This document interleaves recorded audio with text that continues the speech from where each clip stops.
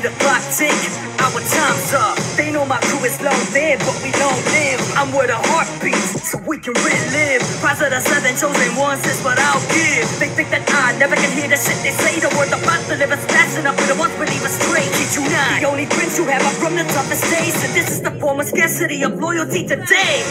And hear voices in the air, hearing loud and clear, telling me to listen.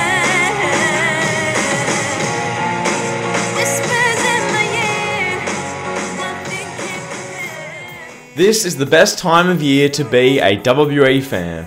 WrestleMania season. Here today, I've got one hell of a video for you, and a video that I personally love making. How to book WrestleMania 38. Now, just to preface this is based off a combination of two things.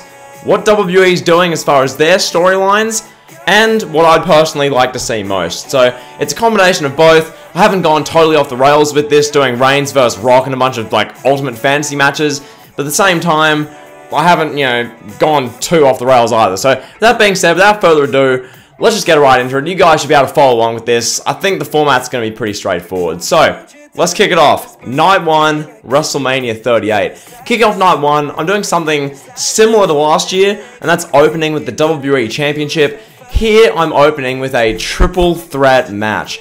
Bobby Lashley, who retains inside the Elimination Chamber, defends the title against Seth Rollins and Kevin Owens. For me, I think the storyline is pretty compelling here. Obviously, you're not doing Brock versus Bobby again. You've got Brock doing the stuff with Roman, so Bobby retains the title here. I've got as well Seth Rollins and Kevin Owens. I feel like from a story perspective, having these two guys who are enemies for years, now they're friends, the storyline is just built in with it. It's an easy tell. You have MVP trying to create friction between Rollins and Owens and Rollins dissing MVP, promo back and forth. Plus, it's a fun, interesting, fresh match dynamic. So, with that said, we get the opening match at WrestleMania. Give it around 15 to 20 minutes, anywhere in that ballpark. Ultimately, after a really good match, as it would be considering who's involved, ultimately, I would have Kevin Owens walk out WWE champion. Lashley, he had his moment at the WWE title last year. He won his match. Seth Rollins has had multiple WrestleMania moments at the WWE title. Kevin Owens has not. He just signed a fresh deal. Give him the WWE title. Have a good, big moment to open WrestleMania. Owens captures the WWE title. Something cool, something fresh, something new. So, from there we move on. Next up, I'd do a match which most of the wrestling community would crap on, but I'd keep it quick.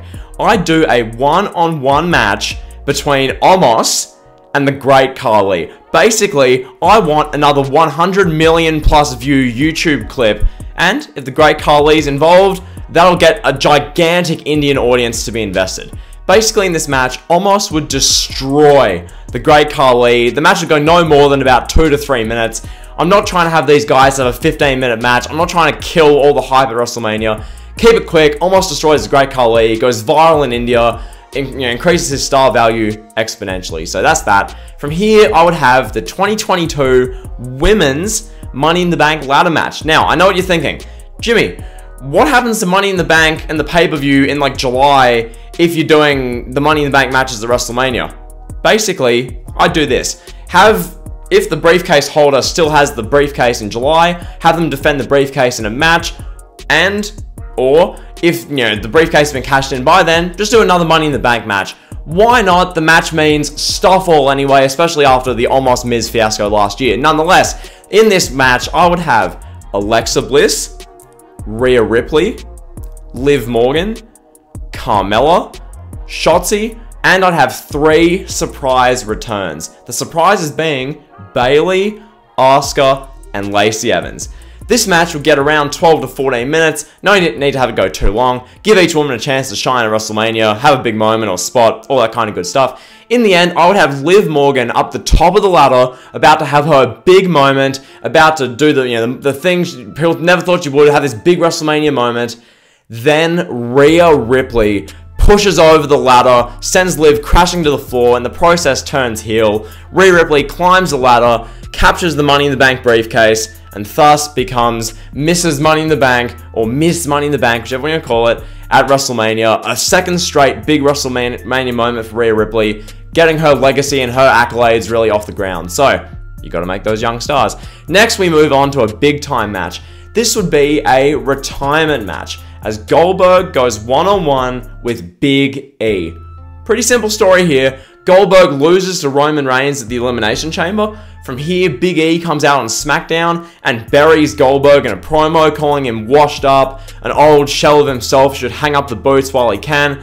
Goldberg gets offended by this, accepts the challenge. This made her into a retirement match. At WrestleMania 38, I'd have Big E defeat Bill Goldberg in a classic Goldberg match, 4 to 5 minutes, super fast paced, intense, finishes galore. You know the shtick with Goldberg, you know the drill. Big E gets the win. After the match, Big E shows respect to Goldberg. Goldberg says his goodbyes. Good little tribute for Goldberg.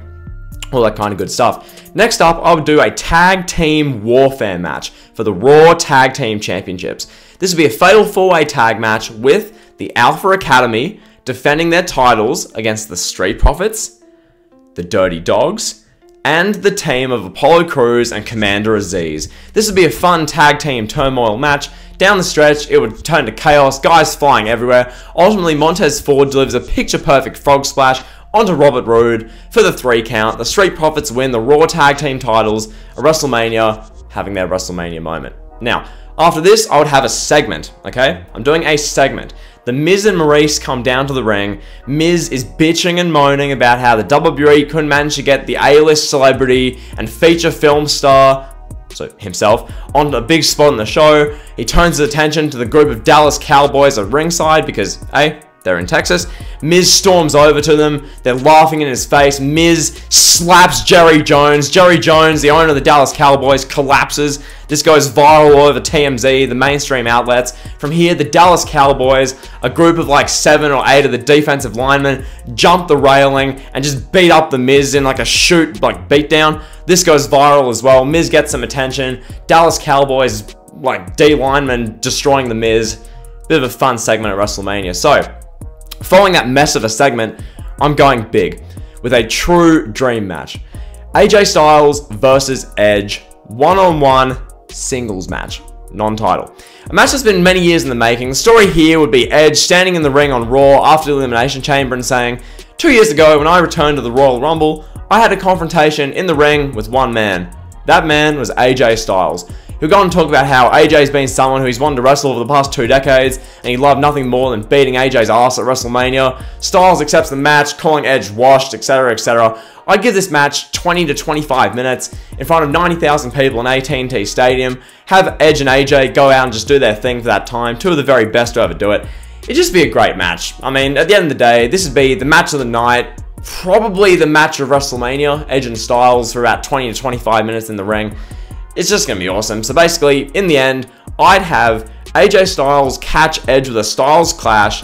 People think Edge will kick out. Styles pins him, 1, 2, 3. Okay? AJ Styles defeats Edge at WrestleMania.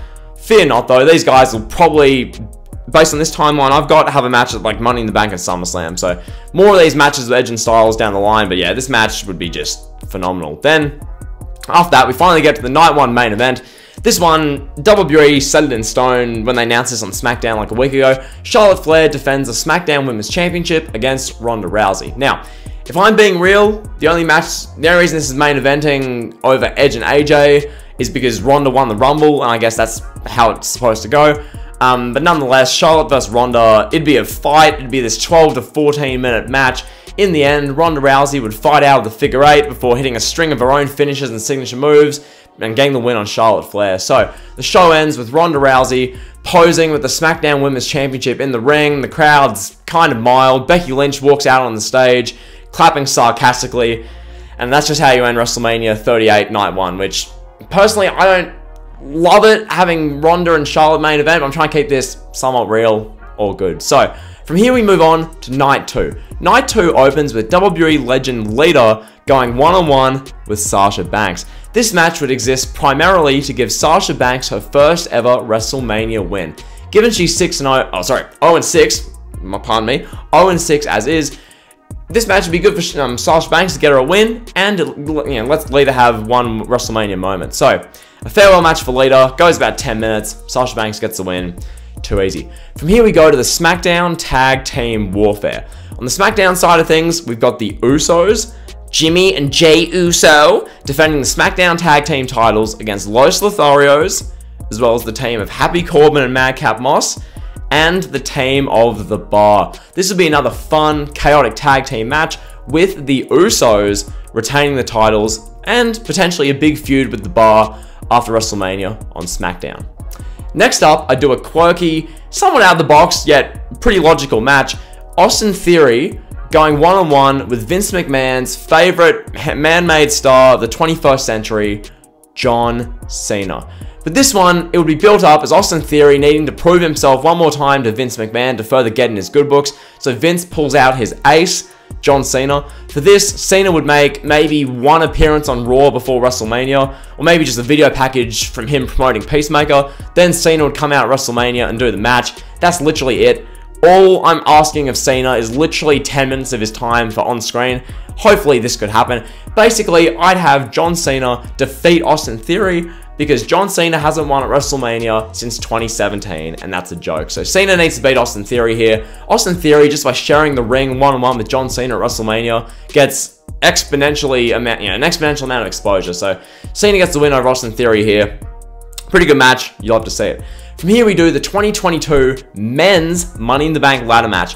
For this, I'll read off who we've got. We've got Ridge Holland, Finn Balor, Shinsuke Nakamura, Ricochet, Rick Boobs, Sami Zayn, Kofi Kingston, and Damian Priest. Now, this match, I did the women's one on night 1, the men's one night 2. For the men's one, fairly predictable, I'd say. Damian Priest gets the win in the Money in the Bank ladder match, giving Damian Priest a briefcase, which I feel like he thoroughly deserves, the Money in the Bank briefcase. Endless possibilities with Damian Priest as Mr. Money in the Bank.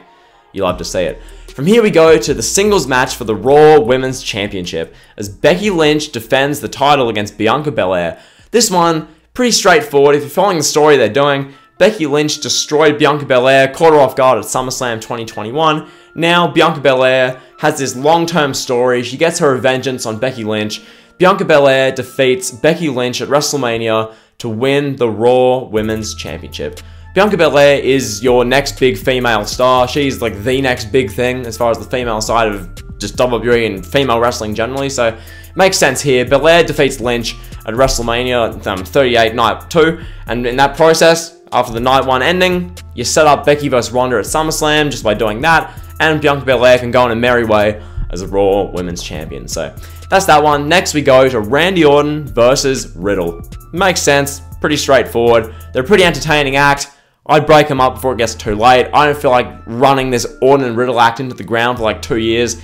We don't need to see it. Orton and Riddle go one-on-one at WrestleMania. For this one, I'd have Riddle go over Randy Orton. Some people are going to hate that, but I'm putting over a lot of young stars at this show, except Austin Theory as far as getting the win over Cena, but nonetheless, I'm putting over a lot of young stars. Matt Riddle's just another one. Riddle defeats Orton. Good 10-minute match on night 2 of WrestleMania. You'll have to see it. And finally, here we go. The main event of night 2 of WrestleMania 38. Triple threat match. Yes, triple threat match for the WWE Universal Championship. Roman Reigns defends the title against Brock Lesnar and Drew McIntyre. Story here being Roman Reigns and Brock Lesnar are looking to settle their score at the grandest stage of them all, WrestleMania. Drew McIntyre gets himself into the title match. Hey, Daniel Bryan could do it last year by literally saying, I want to be in the main event. Bloody Drew McIntyre can do that too, especially considering what happened at WrestleMania 36. Drew McIntyre can fight for his moment, have his big moment in the sun here at WrestleMania 38 in front of 100,000 fans. These are the 3 objective big stars on SmackDown. You watch SmackDown, these 3 are all in the same tier as far as intensity, legitimacy, credibility, star power. Well, Drew's getting there, but they're pretty much all in the same tier as when you watch SmackDown. This is the match. This is the SmackDown big-time main event. This would be fresh, this would be new, we haven't seen this match before. We've seen Roman Brock, we've seen Roman Drew, we've seen Drew Brock, we've seen all the combinations one-on-one.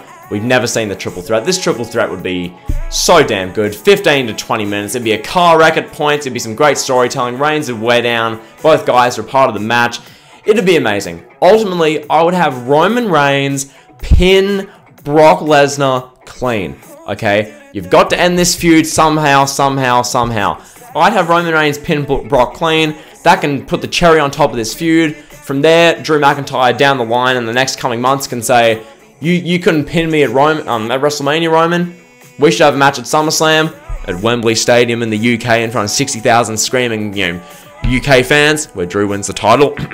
And then from there, you can do as well Roman Reigns and The Rock. This is what I do. Reigns and The Rock have a stare down after Reigns retains the title at WrestleMania 38, okay? Roman Reigns spears Brock Lesnar, pins him clean. He's holding the title. Paul Heyman's like crying in the ring. The Usos are there clapping. It's this big moment. You've got the whole like bloodline, Alpha Seeker, half of Samoa's down there, like standing on the stage in the ring, clapping for Roman. Then The Rock's music hits. The Rock comes down, stares down Roman, and in the process, sets up the WrestleMania 39 main event. So, there you have it. That's what we've done there. WrestleMania 38, how I book it. Hope you guys enjoyed the video. If you did, be sure to like, comment, sub. You guys know the drill. See ya.